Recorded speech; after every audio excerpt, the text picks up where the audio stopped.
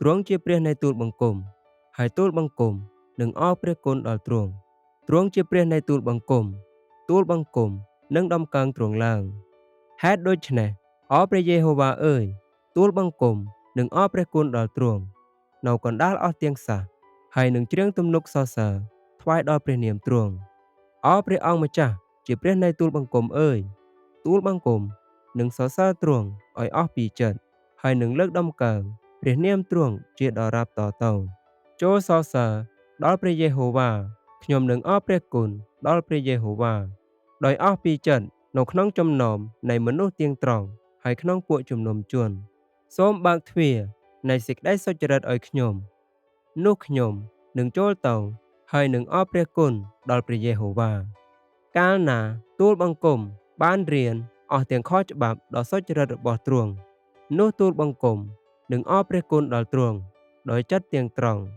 ទូលបង្គំនឹងអរព្រះគុណដល់ទ្រង់អស់ពីចិត្តទូលបង្គំនឹងច្រៀងសរសើរទ្រង់នៅចំពោះមុខនៃអស់ទាំងព្រះដើម្បីឲ្យចិត្តទូលបង្គំបានច្រៀងសរសើរដល់ទ្រង់ឥតនៅស្ងៀមឡើយអរព្រះយេហូវ៉ាជាព្រះនៃទូលបង្គំអើយទូលបង្គំនឹងអរព្រះគុណដល់ទ្រង់ជាដរាបទៅអរព្រះយេហូវ៉ាអើយទ្រង់ជាព្រះនៃទូលបង្គំនឹងលើកដំកើងទ្រង់ឡើងទូលបង្គំនឹងសរសើរដល់ព្រះនាមទ្រង់ពីព្រោះទ្រង់បានធ្វើការយ៉ាងអស្ចារ្យគឺជាការដែលបានគិតសម្រេចនឹងធ្វើតាំងពីបុរាណមកដោយសេចក្តីស្មោះត្រង់ពិតប្រាកដយ៉ាងនោះយើងខ្ញុំជារាជរបស់ទ្រង់ហើយជាវងជាមនៅទីគង្វាលទ្រង់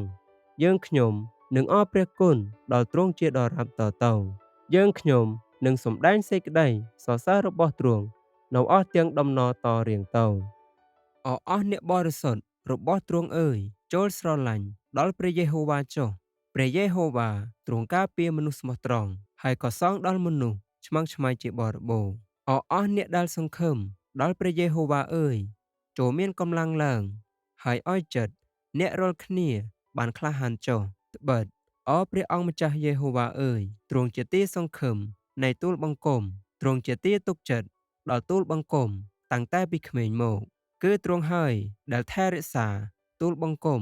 តាំងពីផ្ទៃម្ដាយមកទ្រង់បានគុំទូលបង្គំឲ្យចាញ់ចាកពីពោះម្ដាយទូលបង្គំនិងសរសើរពីទ្រង់ជានិច្ចទូលបង្គំជាទីអស្ចារ្យដល់មនុស្សជាច្រើនតែគឺទ្រង់ជាទីពឹង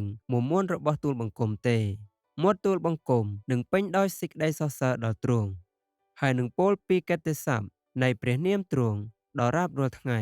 សូមកុំបោះបង់ចោលទូលបង្គំក្នុងកាលដែលចាស់ជរាឡើយហើយកុំលះបង់ទូលបង្គំក្នុងកាលដែលមានកម្លាំងថយនោះដែរសូមសរសើរដល់ព្រះដ៏ជាព្រះវរបិតានៃព្រះយេស៊ូវគ្រីស្ទជាព្រះអង្គម្ចាស់នៃយើងរាល់គ្នាដែលទ្រង់បានបង្កើតយើងឡើងជាថ្មីតាមសេចក្តីមេត្តាករុណាដ៏ធំរបស់ទ្រង់ដើម្បីឲ្យយើងរាល់គ្នាបានសេចក្តីសង្ឃឹមដ៏រស់ដោយសារព្រះយេស៊ូវគ្រីស្ទទ្រង់រស់ពីស្លាប់ឡើងវិញហើយឲ្យយើងបានមរតកដែលមិនចេះពុករលួយក៏ឥតសៅហ្មងហើយមិនដែលស្រពោនឡើយជាមរតកដែលបំរុងទុកឲ្យយើងរាល់គ្នានៅឋានសួគ៌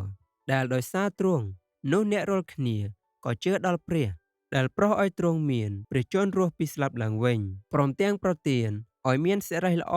ដើម្បីឲ្យសេចក្តីជំនឿហើយនិងសេចក្តីសង្ឃឹមរបស់អ្នករាល់គ្នា